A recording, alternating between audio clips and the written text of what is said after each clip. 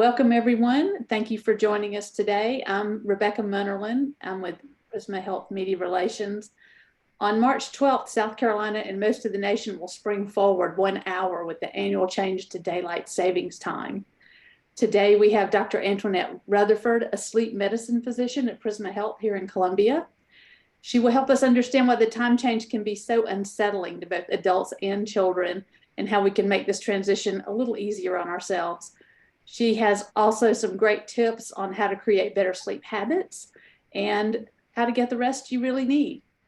So thank you for being with us today, Dr. Rutherford. I'm going to pin you here. Let's see. There we go.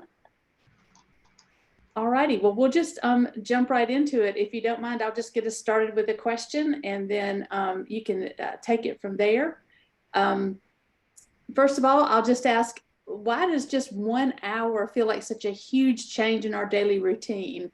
Is it all in my head, or are there real physical effects from the time change? There are definitely real effects from the time change. We all have a circadian rhythm or light or dark schedule that our body wants to be on. And so when you change the timing of when you're getting up, it really affects your light and dark schedule. So it's not all in your head. We all are going to be losing, springing forward. So we're losing that hour of sleep. And so it definitely affects, your body's on a schedule, whether it's something as simple as eating a meal, because most of us try to eat meals at the same time. So that changes, whether it's, going to the bathroom. There's different things that your body, your insulin and all of that is on a circadian rhythm. And so it does affect different things of your body. So it's not in your head. It's not in anybody's head. There definitely is a real thing because of your internal clock, which is your circadian rhythm. So it's very important to pay attention to making sure that you make some adjustments prior to the time change, which is coming this weekend. Well, that leads us right into our next question, asking, are there ways to prepare for the time change so that it doesn't feel so difficult those first few days?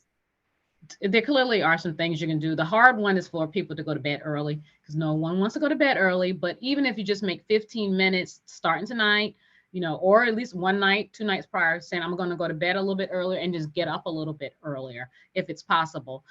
Sometimes people are busy. So the other thing you can do besides getting up early is also getting some bright sunlight when you get up in the morning. And so that sunlight is going to help with your light and dark schedule, your circadian rhythm. And so I'd recommend getting up and getting into the bright light. The other thing is to avoid naps. So as tempting as it may be, because you're like, oh, I'm tired, I didn't sleep as much last night, I would not take a nap Monday, would not take a nap Tuesday. Just push through it, go to bed earlier, and get up, the regular time you would. So the time change is going to be an adjustment for everybody, and in particular kids, because kids, they like a routine. They should have a routine. They're very good with the routine. Sometimes it's hard for parents to stick to that routine, but having them to go to bed a little bit earlier so that they can adjust, because come Monday morning, they're going to want to be dragging and not want to get up, especially your teenagers. They already are chronically sleep deprived, most of them. And so getting them in the bed earlier, even if you can convince them to get in the bed 15 minutes earlier starting tonight, it'll make that adjustment come Monday for all of us a lot easier. So if you can do 15 minutes a night, 15 minutes, the next night, then you should be prepared. You mentioned a few aspects of our daily routine that can affect how well we sleep that night. And you mentioned getting outdoors and getting plenty of sunshine and things like that. How about exercise or screen time? We're all looking at multiple screens throughout our day, and some of us, I think, have the bad habit of putting our cell phone on our pillow next to our head or something like that. So what is your advice about that? So I think if you had it by your head and you're not using it, it's probably fine. There are great apps for helping people to fall asleep. So whether you're, I tell people normally go to the app store, try the top 10 bedtime stories, sleep stories for adults or for kids, and that should be able to help you to be a good use of your electronic device. But definitely, if you can't sleep, not to use that.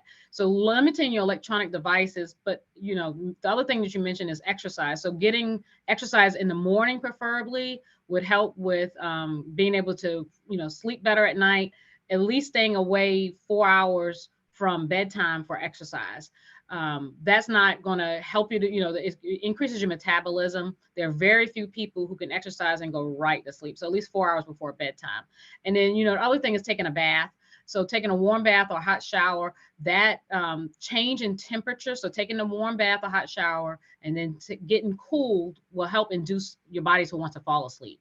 And so it's a good idea to do that if you're having a little bit of difficulty with adjusting and trying to go to bed a little bit earlier. So making the environment, warm and, someplace where you'd want to go. And so your bedroom should be, spa-like. When people go to a spa, it's comfortable, it smells good, it feels comfortable. It's the same thing with your bedroom. It should be a place, people don't take phones in the spa and play on a, cell phone.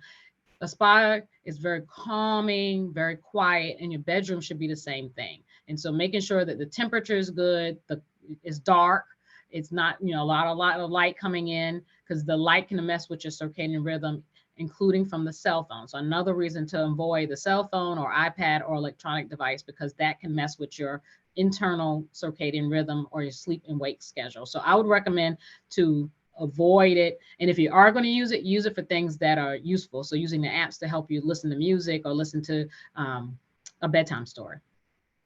Some folks even keep a TV in their bedroom and like fall asleep maybe in front of the television sometimes. Is that something you generally recommend against? Yes. So I said the bedroom is for sleep. It's not for watching TV. It's not for a home computer. I know COVID has changed a lot of things. It's not for, kids' toys. It's not for your exercise equipment. It's just for sleep. And so you don't want to send a mixed message to your body. For those who do have TVs in the bedroom, if they have a smart TV, I'd advise to use the apps on the TV. So whether you put on an app so you can listen to music or listen to a bedtime story, using it in that, so that there's not a lot of light coming from the TV, but it's just a little bit of sound coming from the TV. So in that case, yes, but you don't want to send mixed messages to your body. I tell people no one buys a TV and say, I'm going to go to sleep with it. People buy TV to be awake. And so it tells your body as a signal that it should be awake. So to decrease that, turning it off when you go to sleep, or if it's a smart TV, using some of the technology to your advantage, which is using some of the apps to help you fall asleep. Perfect. Or at least setting the timer on the TV so it cuts off. So it goes off. Because sometimes patients will tell me that they hear the noise, and so you might hear like something in the background and it wakes you up. So you want to have the environment as calming as possible to help you sleep. And some people can't sleep in complete silence, and I understand that. And so having some background noise helps. But if it's something loud where there's like a gun shooting in the background, that's going to wake you up. So you want something calm in the background, but using a timer is a good idea. Use technology to your advantage. I mean, technology is great and it has its role. And so we have to have its place for helping us to be able to sleep. That makes a lot of sense.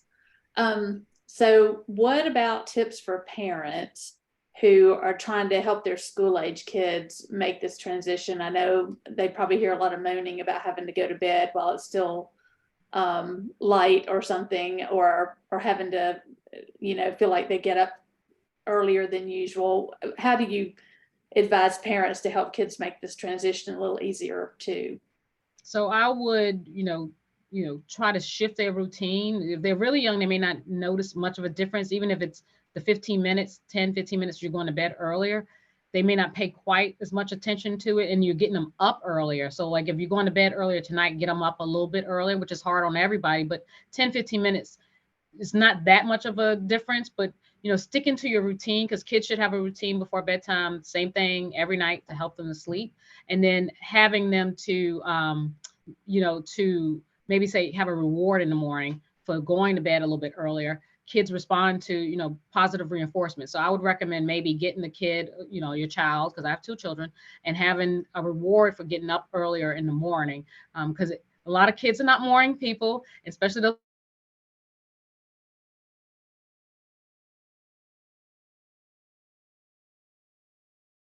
We lost Dr. Rutherford's video. Okay, we're going to give her a second. Maybe she can pop back in. Yes, I don't know what happened. I had that happen before. But you're back. We see you now. Can you hear me? All right. Just rewarding your child and setting the expectations that they need to get up a little bit earlier in the morning. And like I said, teenagers are hard. They're chronically sleep deprived because their internal clock wants to be later. And so teenagers typically want to go to bed, midnight, 1 o'clock. So slowly having them to maybe adjust their clock, and then trying to reward them with something that they would look forward to get up and, maybe it's a treat to Starbucks, or maybe they can have a special meal in the morning so that they'll want to get up. Right. Again, I'll ask our media partners, if you all have any questions I haven't asked yet, please post them in the chat. I'll be happy to pose those to Dr. Rutherford. Dr. Rutherford, we mentioned exercise earlier, and you were saying that not to exercise too late in the day, because I found that to be true. If you take your power walk in the evening, sometimes you feel really jazzed up for a while after that, and it's hard to settle back down. So that, and just you also mentioned adjusting the routine parts of your schedule, like the time that you eat, like folks who are who tend to have a late dinner. Do you advise them to kind of move that up a little bit? And I would, because shifting that just a little bit, because your body is used to a certain time for eating and a certain time for breaking your food up. And so those are things people forget about, even when they're traveling in different time zones. So your body will not adjust, quickly to it. So I would say make a little bit of a change if you can, eating your dinner a little bit earlier, or having your breakfast a little bit earlier in the morning if you eat breakfast. Clearly, if your kids in school, you cannot change the time that they're having lunch, but on the weekend, like Saturday, I would try to change the meals a little bit to kind of get your body prepared for it, so that hopefully you won't have any problems, constipation, and things that can happen if you're not staying on a regular schedule. So there's a circadian rhythm for everything, whether people realize it or not, like where your temperature rises, where your temperature falls. And so all of those things will have to adjust, which is why it's hard for your body to adjust. And there's more issues on Monday morning, whether it's car accidents or whether it's heart attacks, because of the time change. And so trying to make those changes this week, make a little bit of adjustment in your schedule, exercising a little bit earlier if you can. I know it's sometimes reality happens and you can't, but if you can, making those adjustments so that it makes it easier for your body on Monday to be adjusted to it when you're trying to get to work. So in a perfect world, how many hours of sleep should the average adult get? So the average adult between 7 and 9, usually we say 8 hours, is the average. Kids, it can vary depending on their age. Clearly, most kids are sleep deprived. There's a calculator for sleep. And on the American Academy of Sleep Medicine website, that tells you ideally based on your age. So, as we get older, so you can say somebody who's 70 may not need 8 hours of sleep. They may need 7 hours of sleep on average. So they need a little bit less sleep, and the quality of sleep is a little bit different. So it depends on your age. And so I would say if you're, 30, you probably need at least 8 hours of sleep. And the best way to find out is to, go on vacation or take a day and go to bed and not use an alarm clock, and see how long you sleep and how much time you need to be in bed. So some people need less, some people need more, but on average, 8 hours for adults. That's great information. If we're having trouble sleeping, not necessarily related to even the time change, but if somebody finds that they are just consistently having a terrible time getting their rest, at what point do you reach out for help and maybe talk to your family doctor about it? I would definitely, if you're having trouble with sleep, it affects so many different things. If you're not getting good quality sleep, if you're waking up frequently, you wake up and you're tired, even though you slept 8 hours, and you say, well, I'm sleeping 8 hours and I'm still tired, I would talk to my doctor about it, because the question is why? Why are you doing that?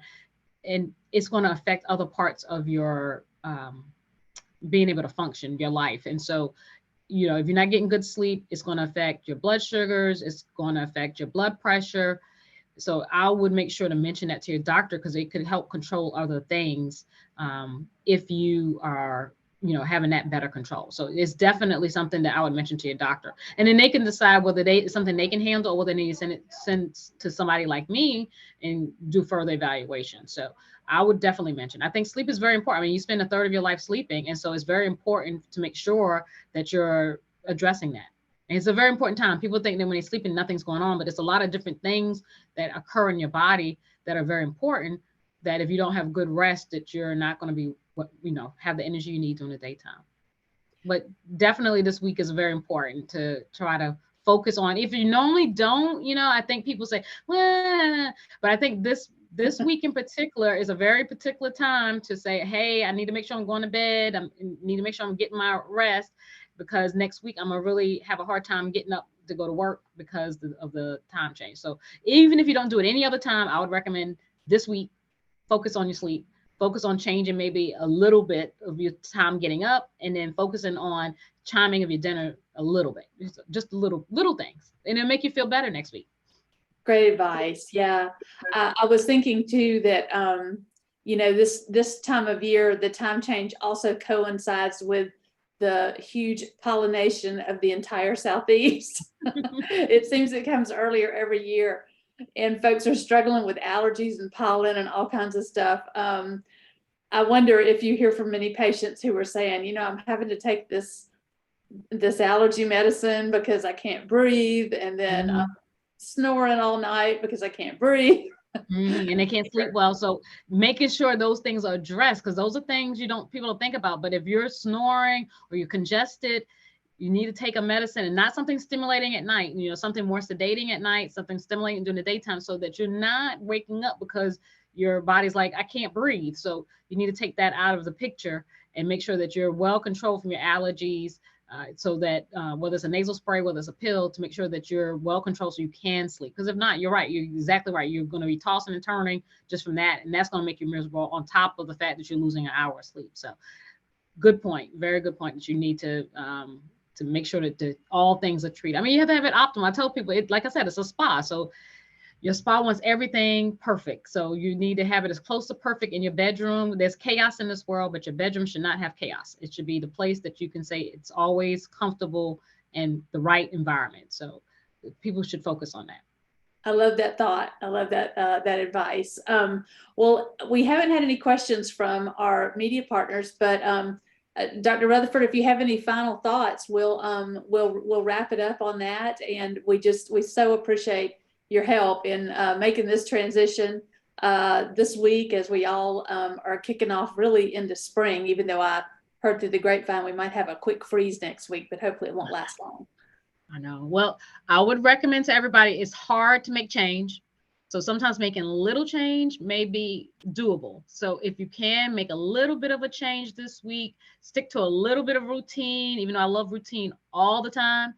But definitely this week, doing a routine, staying to a schedule for you. And if you have kids, same thing. Or if you have parents that you're taking care of, looking out for them and making sure that they're going to bed and making that adjustment. So it's not easy to make change, but making a little bit of change so that come Monday, everybody else may be tired, but you'll still have that energy and ready to go. And you're decreasing your risk of having some complications, whether it's a heart attack, whether stroke, or whether it's having a car accident. So there are a lot more. Is a bigger than just saying, hey, I don't want to feel tired, but making sure that other things are not going to occur. So I wish people will make a little bit of a change. Well, again, thank you so much. I hope folks will take your advice to heart. We don't want to see anyone having these health complications because of their routine change, or just because they're too sleepy to get their morning going in the right way. So thanks again, everyone. And we'll be sharing this recording with our media partners. So if you'd like this emailed to you, just drop me a quick text or email, and we're happy to share this with you. And we'll be pushing it out a little later on Facebook as well. So thanks again. And we wish everybody a great daylight savings time kickoff.